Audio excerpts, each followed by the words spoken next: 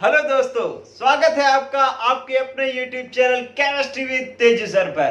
बच्चों 10th class के lesson carbon एवं इसके यौगिक के 7वें एपिसोड में हम टॉपिक सीख रहे हैं हाइड्रोकार्बन यौगिकों का IUPAC नामकरण। IUPAC क्या है?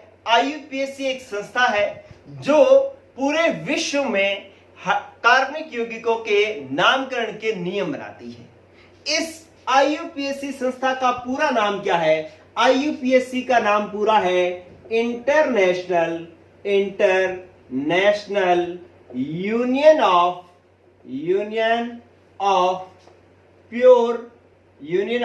Pure applied chemistry.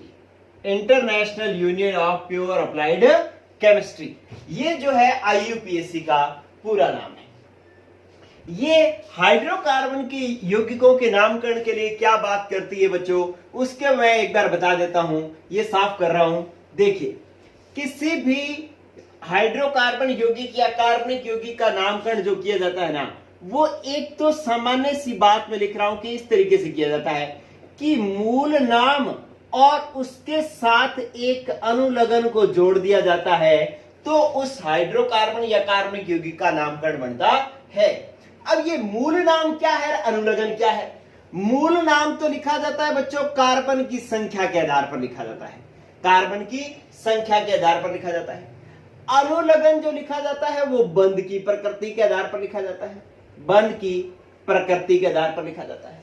क्या मतलब है इसका? मतलब ये है बच्चों कि अगर किसी हाइड्रोकार्बन यौगिक में कार्बन एक हो तो उसका मूल नाम लिखा जाएगा मैथ। क्या नाम लिखा जाएगा? मैथ। और अगर उसके में 2 कार्बन है तो उसका नाम लिखा जाएगा एथ। क्या लिखा जाएगा? एथ। और कार्बन 3 है तो उसमें लिखा जाएगा प्रॉप। कार्बन 4 है तो उसमें लिखा जाएगा मूल नाम ब्यूट।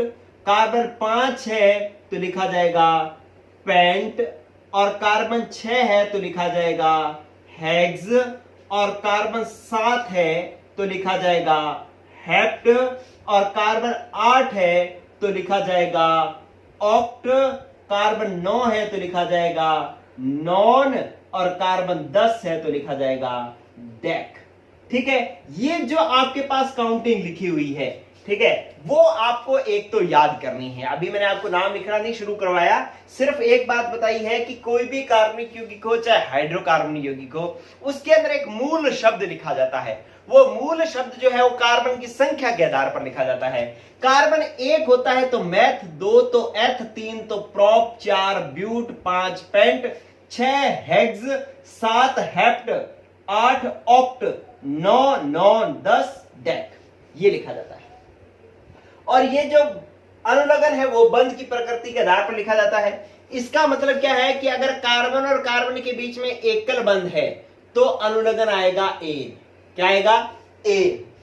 और अगर कार्बन और कार्बन के बीच में कहीं द्विबंध आ गया, 2 बंध आ गए, ठीक है, जैसे ये 2 बंध आ गए, तो उसके लिए लिखा जाएगा इन।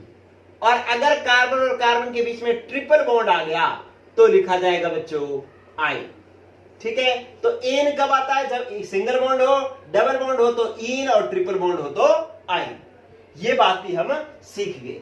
चलिए बच्चों, अब जैसे कि मैं आपको ये तो सूत्र अपने काम में आए गई, लेकिन अब मैं शुरुआत करता हूं बस नाम बनाने की। अपने पहले नामकरण सीखते हैं। हाइड्रोकार्बन अपने पास जो 3 थे, कौन कौन से? एल्केन, एल्कीन और एल्काइन।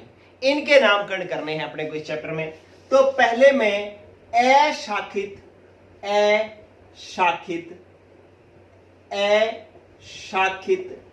एल्केनों का नामकरण करता हूं। अशाखित एल्केनों का नामकरण। कौन सा नामकरण? IUPAC नामकरण। अशाखित का मतलब जिसमें कोई शाखा नहीं निकली हो, एल्केनो मतलब एल्केन होने चाहिए, और उनका नामकरण किस तरीके से किया जाएगा, इधर गौर करें बच्चों। जैसे अशाखित का मतलब कोई शाखा ना हो। अब मैंने ऐसे लिखा, इसका ये नाम लिखने का सूत्र क्या है? सूत्र यही है कि आप लिखोगे मूल नाम और उसमें क्या जोड़ दोगे? अनुलग्न तो इन दोनों को जोड़ करके जो है वो आपके पास नाम बन जाएगा। ये अनुलग्न फर्स्ट लगता होता है। चलिए अब जैसे मैंने लिखा कि एक मैंने यौगिक लिखा CH3 सिंगल बॉन्ड CH2 फिर सिंगल बॉन्ड CH2 फिर सिंगल बॉन्ड और CH3, ये यौगिक लिखा। देखो अशाखित है, देखो इसके अंदर पूरे के अंदर देखो कहीं भी शाखा नहीं निकली हुई, तो ये कैसा है? अशाखित है। और इसका नामकरण करना है तो अपने को पहले मूल नाम बनाना पड़ेगा। मूल नाम किसके आधार पर होता है? कार्बन की संख्या के आधार पर। तो कार्बन इसमें कितने हैं? 1 2 3 4, तो 4 कार्बनों के लिए मूल शब्द क्या आता है? ब्यूट। तो इसके लिए अपने पास शब्द हो जाएगा ब्यूट। ठीक है बच्चों, प्लस अब अपने को लगाना है अनुलगन। अनुलगन आता है बंध के आधार पर। बंध यहां पर कैसा है? सिंगल बॉन्ड है, सिंगल बॉन्ड है, सिंगल बॉन्ड है, तो क्या आ जाएगा? एन। दोनों को जोड़ा तो ब्यूट प्लस एन क्या बन जाएगा बच्चों? ब्यूटेन। क्या बन जाएगा? ब्यूटेन। ठीक है, तो इस तरीके से अपने अशाखित एल्केनों का नाम लिख सकते हैं। चलिए बच्चों एक और अपने नाम लिखते हैं। जैसे मैंने लिखा CH3 CH2 CH2 CH2 CH2 और CH3। इसका नाम अगर लिखना हो तो आपको वही पहले तो मूल शब्द लिखना पड़ेगा। मूल शब्द किसके आधार पर होता है? कार्बन की संख्या के आधार पर होता है। और कार्बन की संख्या इसमें कितनी है? 1 2 3 4 5 6।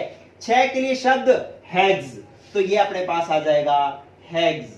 ठीक है, और प्लस में अनुलग्न आता है बंध के आधार पर। बंध यहां पर भी single bond, single single single single, तो सिंगल बॉन्ड होता है तो क्या आता है? एन। तो आपके पास हो जाएगा हेक्स प्लस एन, क्या बन जाएगा बच्चों? हेक्सेन। ठीक है, तो इस तरीके से अशाखित हाइड्रोकार्बनों का, अशाखित एल्केनों का नामकरण लिखा हमने। ठीक है, अब बात आती है दूसरा पॉइंट सीखो बच्चों। अब आपको क्या करना है कि शाखित एल्केनों का नामकरण करना है। शाखित एल्केनों का, शाखित एल्केनों का मतलब क्या है बच्चों? कि इस श्रृंखला के अंदर मैं यहां पर कोई शाखा निकाल दूं, जैसे मैंने यहां पर साइड में CH3 लिख दिया, तो ये इसकी साइड में क्या निकल गई? शाखा निकल गई। ठीक है, अगर मैं यहां पर कहीं भी यहां पर इसके साथ में ऐसे लिख दूं CH2 CH3, ये देखो ये तो मूल श्रृंखला थी, इसके साथ ये क्या निकल गई? शाखा। तो ऐसे एल्केनों को हम शाखित एल्केन कहते हैं। और शाखित एल्केनों के साथ में क्या लिखा जाता है बच्चों? आगे शाखित एल्केनों को अगर अशाखित होता तो नाम क्या होता? मूल नाम प्लस अनुलग्न। लेकिन अगर शाखा निकल गई तो शाखा निकलेगी तो एक शब्द और लगेगा जिसको अपने कहेंगे पूर्व लगन। क्या कहेंगे? पूर्व लगन। ये लगाना पड़ेगा अपने को। अब पूर्व लगन क्या होता है? पूर्व लगन देखो बच्चों, पूर्व लगन पहली बात तो लगता किसके लिए है? जब कोई शाखा निकली होती है, और जो शाखा निकली होती है ना, उस शाखा को हम एक शब्द देते हैं क्या?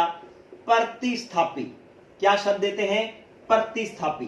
ठीक है, तो प्रतिस्थापी जो लगा होता है उसका पूर्व लगन लगता है। ठीक है, तो अब अपने पास समस्या आती है कि कौन सा प्रतिस्थापी होगा तो क्या पूर्व लगन लगेगा। ठीक है, तो अब मैं पहले आपको प्रतिस्थापी और पूर्व लगन लिख देता हूं। जैसे अब मैंने यूं एक टेबल बनाई कि कौन सा प्रतिस्थापी होगा तो क्या पूर्व लगन होगा, ये जो है हमने लिखना है। जैसे अगर कहीं एक श्रृंखला के साथ में CH3 शाखा के रूप में निकल जाए, ठीक है, तो इसका पूर्व लगन लिखा जाता है बच्चों मैथिल। क्या लिखा जाता है? मैथिल। और अगर किसी के साथ यूं हो जाए CH2 CH3 तो इसका पूर्व लगन होता है एथिल। दो CH2 CH3 का एथिल, CH3 का मैथिल, और अगर CH2 CH3 और फिर CH2 फिर CH3, तो अब 3 कार्बन हो गए, तो 3 कार्बन का पूर्व लगन क्या होगा? प्रोपिल।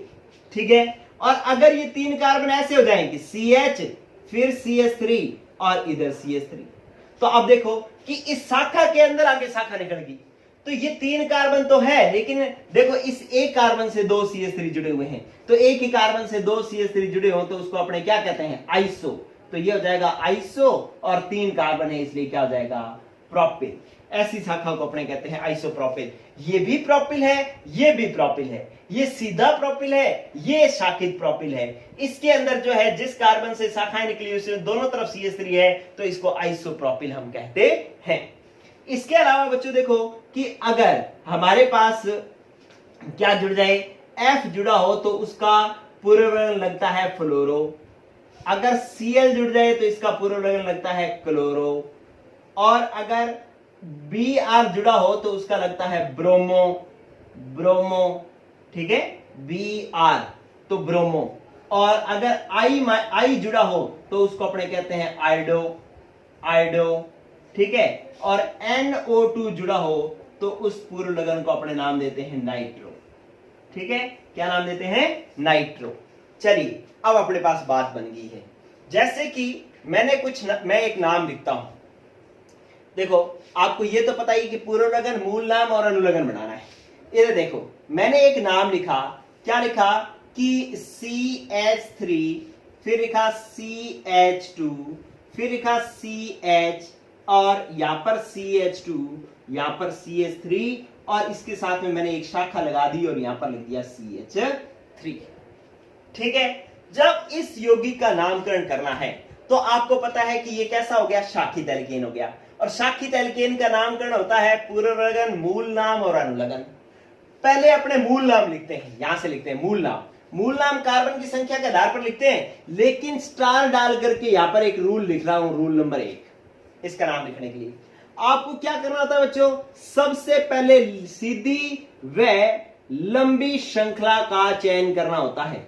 सीधी व लंबी श्रृंखला का चयन करना होता है जब अपने शाखित यौगिकों का नामकरण करते हैं।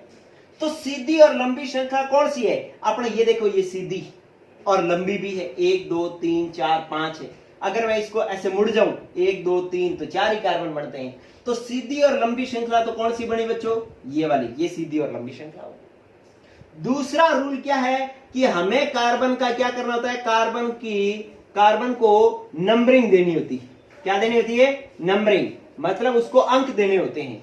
और नंबरिंग अपने उधर से करते हैं जिधर से प्रतिस्थापी को कम नंबर मिले, प्रतिस्थापी को कम नंबर मिले। ये जो बातें मैं लिख रहा हूं ये बहुत ही काम की है बच्चों। इधर देखो अब आप, जैसे कि मान लो ये आपके पास सीधी और लंबी श्रृंखला होगी, मैंने नंबरिंग करनी शुरू करी, मैं यहां से करूं तो 1 2 3 3 पर प्रतिस्थापी जुड़ा हुआ है, इधर से करूं तो 1 2 3 पर प्रतिस्थापी जुड़ा हुआ है। तो इसका मतलब जिधर मर्जी से ही ना नंबरिंग कर लो, प्रतिस्थापी कितने नंबर पर आ रहा है, 3 नंबर पर। तो हम कर लेते हैं यहां से 1 2 3 4 5। ठीक है, तो अब पहले तो मूल नाम लिखो। तो कार्बन कितने हैं, 5, तो 5 तो हो गया पेंट, 5 तो हो गया पेंट। और सारे के सारे सिंगल बॉन्ड है तो अनुलगन आ जाएगा प्लस में A।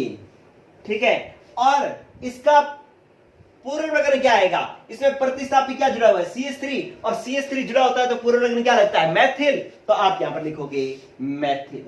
ठीक है, लेकिन ये मैथिल कितने नंबर पर जुड़ा हुआ है बच्चों, 3 नंबर पर, तो इसके आगे आएगा 3 मैथिल। तो अब आपके पास नाम बन जाएगा 3 मैथिल पेंट प्लस एन क्या बन जाएगा, पेंटेन। तो ये पूरा नाम बन जाएगा 3 मैथिल पेंटेन। ठीक है बच्चों, चलिए अब आप आओ कि मैं कुछ और एग्जांपल्स करवाता हूं, तब आपको और ज्यादा बातें क्लियर होंगी। चलिए, अब आपको 2 रूल तो पता लग गए कि आपको सबसे पहले लंबी श्रृंखला का चयन करना होता है और उसके बाद कार्बन को नंबरिंग देनी होती है। चलिए एक मैं एग्जांपल और करवाता हूं आपको, गौर करो इधर। जैसे मैंने लिखा CH3 CH2 CH2 CH2 CH3 और यहां पर हो गया CH3। ये यौगिक है। आपको पहला काम क्या करना होता है, पहला काम करना होता है सीधी और लंबी श्रृंखला का चयन करना होता है। सीधी और लंबी श्रृंखला मैंने काउंट की 1 2 3 4 5। लेकिन अगर मैं ऐसे आ जाता 1 2 3 4 5 6, तो ऐसे तो श्रृंखला 6 बन रही है, ऐसे 5 बन रही है। तो आप कहोगे सर लंबी श्रृंखला तो ये है लेकिन ये सीधी नहीं है, ये तो मुड़ गई। लेकिन बच्चों ये सीधी ही है, जिसमें कार्बन सीधा कार्बन से जुड़ा हो ना, वो सारी श्रृंखलाएं सीधी ही होंगी। ठीक है, अगर ये कार्बन सीधा इस कार्बन से ना जुड़ा होता तो जो है ये सीधी श्रृंखला ना होती। चाहे तो आप ऐसे कर लो कि इस कान को पकड़ो, इस कान को पकड़ो और इसको ऐसे कर दो तो ये सीधी हो जाएगी ना। अगर इसको पकड़ करके ऐसे कर दोगे तो ये सीधी हो जाएगी ना। तो जो तो ऐसी सीधी हो जाए तो उसको सीधी मानना है, अगर सीधी ना हो तो उसको हमने सीधी नहीं मानना। तो आप अपने इसको पकड़ के इन दोनों को पकड़ करके ऐसे करेंगे तो ये सीधी हो जाएगी। तो इसका मतलब ये सीधी श्रृंखला ही है, और इसलिए आप जो है इसकी चयन जो है श्रृंखला का ये वाला चयन कर सकते हैं। तो आपके पास सीधी और लंबी श्रृंखला का चयन हो गया। अब आप क्या करेंगे, नंबरिंग करेंगे। नंबरिंग उधर से करना है जिधर से प्रतिस्थापी को कम नंबर मिले। प्रतिस्थापी कौन सा बच्चों, ये वाला CS3 प्रतिस्थापी है, इसको कम नंबर मिलना चाहिए। इधर से नंबरिंग करूं 1 2 3 4, 4 नंबर मिल रहा है। इधर से करूं 1 2 3 तो 3 मिल रहा है। तो कम नंबर किधर से मिल रहा है, इधर से। तो नंबरिंग में यहां से करूंगा 1 2 3 4 5 6। तो प्रतिस्थापी किस पर जुड़ा हुआ है, 3 पर। चलिए अब हम इसका नामकरण करते हैं। नामकरण करने के लिए पहले मूल नाम के लिए कार्बन कितने हैं, 6। तो 6 को हम क्या कहते हैं बच्चों, हेक्स। क्या कहते हैं, हेक्स। फिर देखा कि कार्बन और कार्बन के बीच में सब जगह क्या है, सिंगल बॉन्ड। तो क्या आएगा, एन। प्रतिस्थापी कौन सा जुड़ा हुआ है, CS3। CS3 का पूर्ववर्गन क्या होता है, मैथिल। तो पूर्ववर्गन पहले लगता है, आपने पहले लिख दिया मैथिल। कितने नंबर पर जुड़ा हुआ है, 3 नंबर पर। तो आगे लगा दो 3 और ये हाइफन का साइन ऐसे लगाओगे आप, ठीक है। तो इन सारों को जोड़ोगे तो आपके पास बन जाएगा नाम 3 मैथिल और हेक्सेन। 3 मैथिल हेक्सेन, ठीक है। तो आपको मैंने 2 रूल जो बताए उस पर ये नामकरण बना लोगे आप। चलिए अब मैं तीसरा रूल बताता हूं और साथ में अगला एग्जाम्पल करवाता हूं। ये हो गया बच्चों, आप इसको साथ साथ में ये एग्जाम्पल करते रहो, आपको जो है वो नोट्स बनते जाएंगे आपके। चलिए रूल नंबर 3 में करवा रहा हूं। पहला रूल था कि सीधी और लंबी श्रृंखला का चयन। दूसरा रूल था कि आपको नंबरिंग करनी है, और नंबरिंग उधर से करनी है जिधर से प्रतिस्थापी को कम नंबर मिले, ठीक है। तो अब आप देखें नेक्स्ट कि आपके पास अगर ऐसा हो कि 2 समान प्रतिस्थापी जुड़े हो, या 2 से अधिक समान प्रतिस्थापी जुड़े हो, समान प्रतिस्थापी जुड़े हों, तो उनकी संख्या कैसे लिखते हो आप, उनकी संख्या आप ऐसे लिखते हो कि अगर 2 प्रतिस्थापी जुड़े हो तो उसको अपने कहते हैं डाई। 3 एक समान के प्रतिस्थापी जुड़े हो तो उनको कहते हैं अपने ट्राई। 4 जुड़े हो तो उनको अपने कहते हैं टेट्रा। 5 जुड़े हो तो उसको अपने कहते हैं पेंटा, और 6 जुड़े हो तो उसको अपने कहते हैं हेक्सा। 7 जुड़े हो तो उसको अपने कहते हैं हेप्टा। 8 जुड़े हो तो उसको अपने कहते हैं ऑक्टा, और 9 जुड़े हो तो उसको अपने कहते हैं नोना, और 10 जुड़े हो तो उसको कहते हैं डेका, ठीक है। क्या मतलब है इसका, इधर गौर करें। जैसे मैंने एक एग्जांपल लिखा, मैं लिखा CS3, ऊपर CS3 और यहां पर CS3, ठीक है। तो इसके अंदर पहले आप सीधी और लंबी श्रृंखला का चयन करो। तो सीधी और लंबी श्रृंखला तो ये आ गई आपके पास, ये लो, ठीक है। 3 कार्बन इसमें आ रहे हैं, आप ये वाली भी चयन कर सकते थे क्योंकि इसमें भी 3 कार्बन है और ये सीधी श्रृंखला है। अब आप नंबरिंग करो। नंबरिंग चाहे यहां से करो तो भी प्रतिस्थापी 2 नंबर पर, यहां से करो तो भी 2 नंबर पर। तो मैंने यहां से की 1 2 3, ठीक है। अब क्या हुआ कि पहले तो आप मूल नाम लिख लो। 3 कार्बन है तो कितना हुआ, प्रोप, और सबके बीच में सिंगल बॉन्ड है तो क्या हुआ, एन। लेकिन अब समस्या क्या आ रही है कि प्रतिस्थापी 2 जुड़े हुए हैं, एक समान है, ये भी CS3 है, ये भी CS3 है। इसने कहा है कि जब समान प्रतिस्थापी जुड़े हों तो उनकी संख्या ऐसे लिखते हैं, 2 को डाई लिखते हैं, 3 को ट्राई, 4 को टेट्रा, 5 को पेंटा, ये करते हैं। तो आपके पास 2 जुड़े हुए हैं तो आप क्या शब्द लगाओगे इसके आगे, डाई। और कौन से नंबर कार्बन पर जुड़े हुए हैं, 2 पर। 2 पर 2 बार जुड़ा हुआ है, 2 पर ये CS3 भी 2 पर जुड़ा हुआ है, ये CS3 भी 2 पर जुड़ा हुआ है, तो 2 2 लगेगा, ठीक है। तो अब आपके पास नाम बन गया 2 2 डाई मैथिल। ये यहां पर वर्ड मैथिल तो लगाया नहीं, तो आपके पास यहां पे मैथिल और फिर इसके आगे डाई शब्द लगेगा।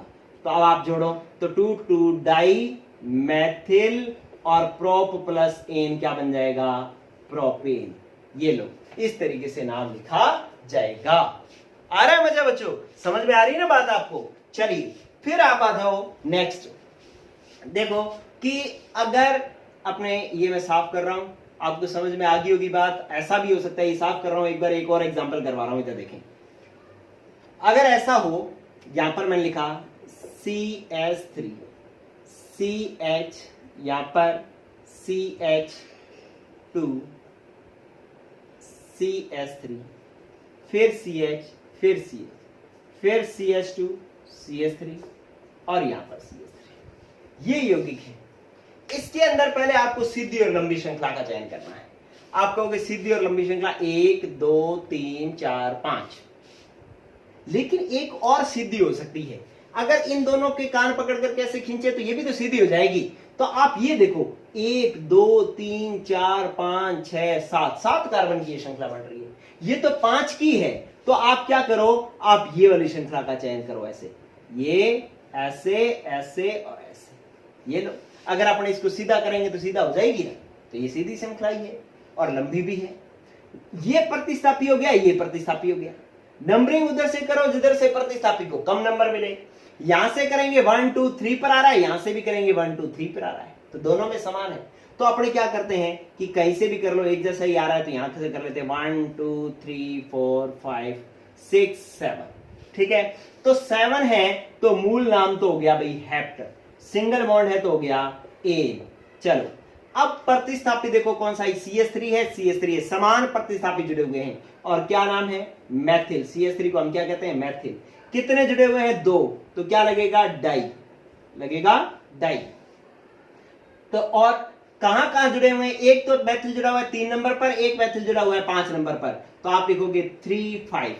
तो आपके पास इस नाम को जोड़ करके लिख दो, तो ये बन गया 3 3 5 डाई मैथिल, डाई मैथिल, और ये हो गया हेप्ट प्लस एन, तो ये बन जाएगा हेप्टेन, ठीक है। तो 3 5 डाई मैथिल हेप्टेन इसका नाम हो जाएगा, ठीक है बच्चों। तो ये आपके पास और एक रूल हो गया। चलिए अब मैं आपको एक और रूल करवाता हूं। देखो बच्चों, ये तो आपको ध्यान रखना है, वो भी आपको ध्यान रखना है, सारी चीजें। चलिए अब चौथा रूल समझें। चौथा रूल क्या कहता है बच्चों, चलिए ये सारे रूल आपने लिखने हैं और उसी के अनुसार काम करना है। रूल नंबर 4, रूल नंबर 4 कहता है कि अगर आपके पास दो अलग अलग दो समान प्रतिस्थापी जुड़े हों, उनका तो मैंने बता दिया, कह रहा है कि दो अलग अलग प्रतिस्थापी जुड़े हुए हों, अलग अलग प्रतिस्थापी जुड़े हों, तो पहले नाम उस प्रतिस्थापी का लिखा जाता है, उस प्रतिस्थापी का लिखा जाता है जो अंग्रेजी वर्णमाला के अनुसार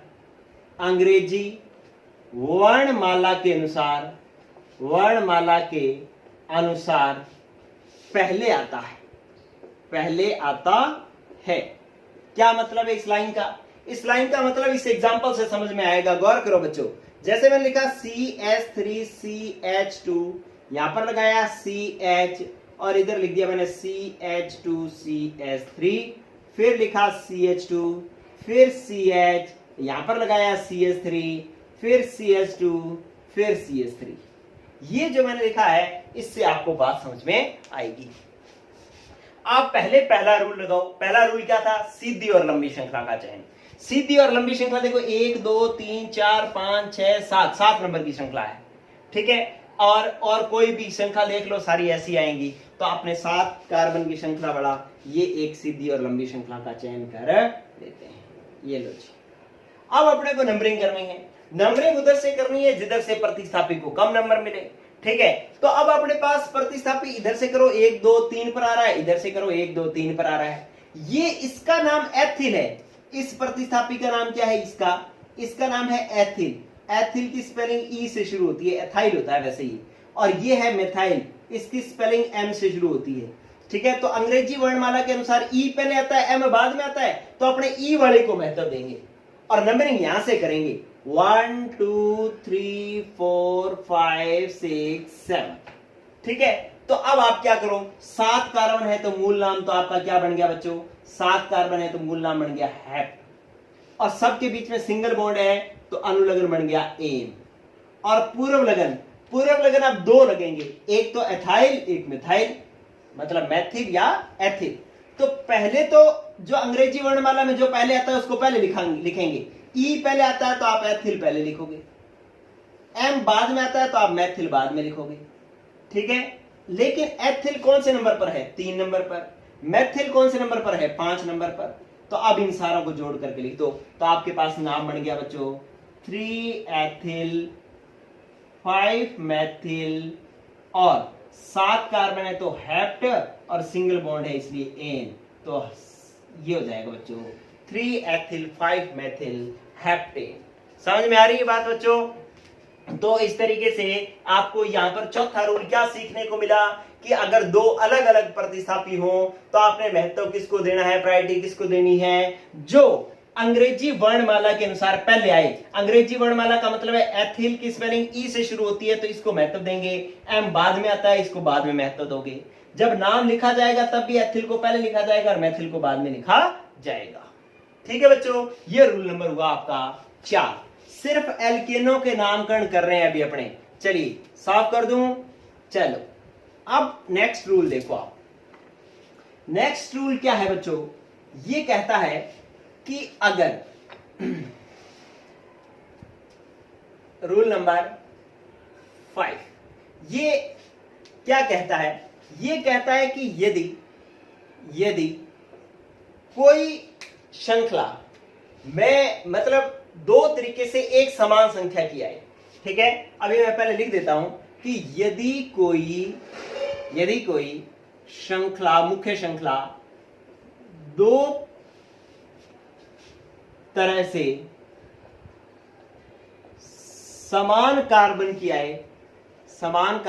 आए तो हम उस श्रृंखला का चयन करते हैं, उस श्रृंखला का चयन करते हैं जिसमें प्रतिस्थापियों की संख्या अधिक हो, प्रतिस्थापियों की संख्या अधिक हो। चलिए बच्चों, ये बात जो है मैंने आपके सामने लिख डाली लेकिन अभी आपको समझ में नहीं आई। मैं एग्जांपल बताता हूं, आपको अभी समझ में आ जाएगी। गौर करें कि ये मैंने एक कार्बन श्रृंखला बनाई थी, देखो CH3 CH2 CH2 CH CH अपने पास हो जाएगा यहां पर CH3 और यहां पर CH3, यहां पर CH2, यहां पर CH3। ये आपके पास श्रृंखला है। इसके अंदर पहले रूल लगाओ कि सीधी और लंबी श्रृंखला का चयन करना है। अपनों ने की 1 2 3 4 5 6 सीधी श्रृंखला ये आ गई 6। अगर मैं इसको इधर कर देता 1 2 3 4 5 6 तो ये भी 6 की है। तो इसका मतलब ये श्रृंखला ऐसे भी 6 की आ रही है और ऐसे भी 6 की आ रही है। लेकिन एक चीज देखो कि अगर मैं इस श्रृंखला का चयन ऐसे करता हूं, ऐसे, तो ये सीधी और लंबी श्रृंखला है। लेकिन प्रतिस्थापी कितने हैं, देखो प्रतिस्थापी है हमारे पास, ये पूरा प्रतिस्थापी ये जुड़ा हुआ है CH और इसके साथ CH3 और CH3 आइसोप्रोपिल, पूरा एक ही प्रतिस्थापी जुड़ा हुआ है। लेकिन अगर मैं इस श्रृंखला को ऐसे ना चयन करके इसको क्या कर लेता, इधर से ऐसे घुमा लेता, यूं घुमा लेता, ऐसे ऐसे, ठीक है। तो अब श्रृंखला कितने की 1 2 3 4 5 6, लेकिन अब पहले भी 6 थी अब भी 6 है। लेकिन पहले और अब में अंतर क्या आ गया, पहले प्रतिस्थापी एक ही था, अब प्रतिस्थापी 2 हो गए। एक तो ये वाला मैथिल हो गया, एक ये वाला एथिल हो गया, 2 प्रतिस्थापी हो गए, ठीक है। तो अब ये ऊपर वाली लाइन समझ में आएगी बच्चों। कहता है यदि कोई कार्बन की मुख्य श्रृंखला 2 तरीके से समान कार्बन संख्या की हो, 1 2 3 4 5 6, ये भी 6 और 1 2 3 4 5 6 ये भी 6, तो उस स्थिति में हम उस श्रृंखला का चयन करेंगे जिसमें प्रतिस्थापियों की संख्या ज्यादा हो। सीधी का चयन करते थे तो प्रतिस्थापी एक ही आता था, अब इसको ऐसे कर लिया तो प्रतिस्थापी हो गए 2। तो सही श्रृंखला कौन सी है बच्चों, ये वाली है, ऐसे चयन करना है अपने को, ठीक है, अब अपने करते हैं नामकरण। नामकरण करने के लिए पहले नंबरिंग करो। नंबरिंग उधर से जिधर से कार्बन संख्या प्रतिस्थापी को कम मिले, तो ये प्रतिस्थापी 2 पर जुड़ा हुआ, देखो 1 2, यहां पर 3 4 5 6। ठीक है, अब अपने नामकरण करते हैं। 6 कार्बन है तो क्या हो गया, हेक्स। 6 कार्बन है तो क्या हो गया बच्चों, हेक्स। और सारों के बीच में सिंगल बॉन्ड है तो क्या हो गए, एन। ठीक है, हेक्स प्लस एन। अब आप देखो कि ए मैथिल और एथिल, अंग्रेजी वर्णमाला के अनुसार पहले कौन सा आता है, एथिल, तो आप लिखो एथिल। और एथिल कितने नंबर पर जुड़ा हुआ है, 3 नंबर पर, तो इसके आगे लगाएंगे अपने एथिल। और ये 2 नंबर पर कौन जुड़ा हुआ है, मैथिल, तो ये आ गया मैथिल।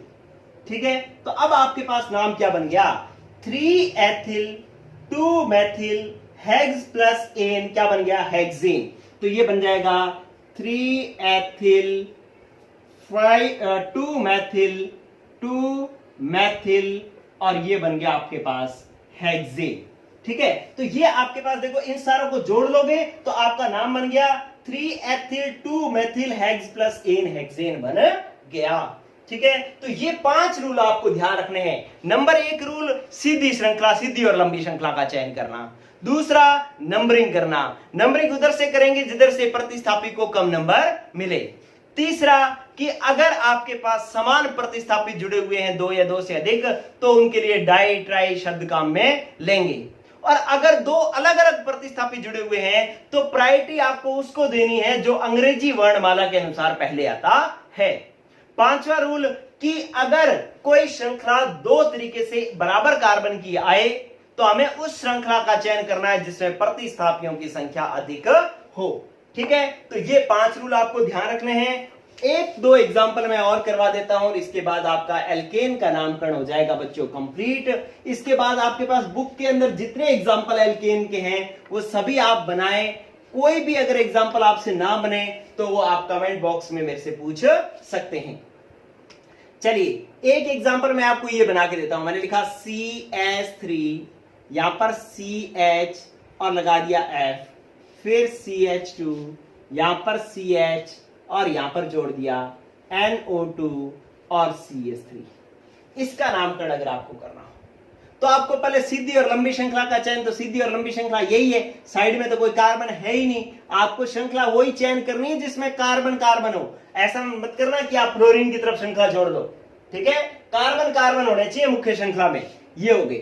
अब आपके पास ये तो है बच्चों फ्लोरो, एफ को क्या कहते हैं अपने, फ्लोरो। ठीक है, ये तो हो गया आपके पास फ्लोरो। और ये हो गया नाइट्रो। तो आपके पास इसका नाम एन से शुरू होता है, इसका नाम एफ से शुरू होता है। तो अंग्रेजी वर्णमाला में पहले कौन आया, एफ। तो आप किसको महत्व दोगे, एफ को। तो नंबरिंग इधर से होगी 1 2 3 4 5। 5 कार्बन है तो मूल नाम क्या बन गया, पेंट। सबके बीच में सिंगल बॉन्ड है तो अनुलग्न एन। ठीक है, तो पेंट प्लस एन हो गया। और अब आप देखो ये प्रतिस्थापी हैं तो इनकी क्या लगेंगे, पूर्व लगन। पूर्व लगन जो लगेंगे वो पहले, जो अंग्रेजी वर्णमाला में जो पहले आ रहा है वो तो पूर्व लगन पहले लगेगा। फ्लोरो है तो फ्लोरो पहले, तो ये आपके पास आ जाएगा फ्लोरो। ठीक है, और ये क्या है, नाइट्रो। तो ये लो, ये हो गया नाइट्रो। ठीक है, फ्लोरो और नाइट्रो। फ्लोरो कितने नंबर पर है, 2 नंबर पर, तो 2 फ्लोरो। नाइट्रो कितने नंबर पर है, 4 नंबर, तो 4 नाइट्रो। ठीक है, तो अब आपके पास इसको पूरा इकट्ठा लिख दो कि 2 फ्लोरो 4 नाइट्रो, पेंट प्लस एन क्या बन जाएगा, पेंटेन। 2 फ्लोरो 4 नाइट्रो पेंटेन। ठीक है बच्चों, तो ये आपके पास कुछ एग्जांपल्स हुए। अब मैं 2 नाम आपको बनाने के लिए दे रहा हूं, जो आप मुझे कमेंट बॉक्स में उसका आंसर देना कि ये आपसे नाम बने या नहीं बने। इनके नाम लिख करके दो बच्चों मेरे को। ये लो, जैसे मैंने आपको एक नाम लिख दिया, ये लो CH3 CH2 CH, और यहां पर मैंने लगा दिया Cl CH2, और यहां पर मैंने लगा दिया CH3, और यहां पर लगा दिया CH3।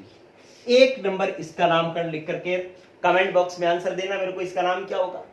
दूसरा मैं लिख रहा हूं कि मैंने लिखा CH3 CH2 CH3, और यहां पर मैंने लिख दिया BR, या ऐसे लिख देता हूं मैं, CH CH2 CH, यहां पर आ गया BR और CH3। ठीक है, तो इन दोनों का नाम लिख करके जो है कमेंट बॉक्स में मुझे आंसर दो। ये हो गया बच्चों एल्केन का नामकरण कंप्लीट। कल हम करेंगे एल्कीन का नामकरण, जिसमें साकित भी होंगे और असाकित भी होंगे। ओके बच्चों, गुड लक, पढ़ते रहो, गुड बाय।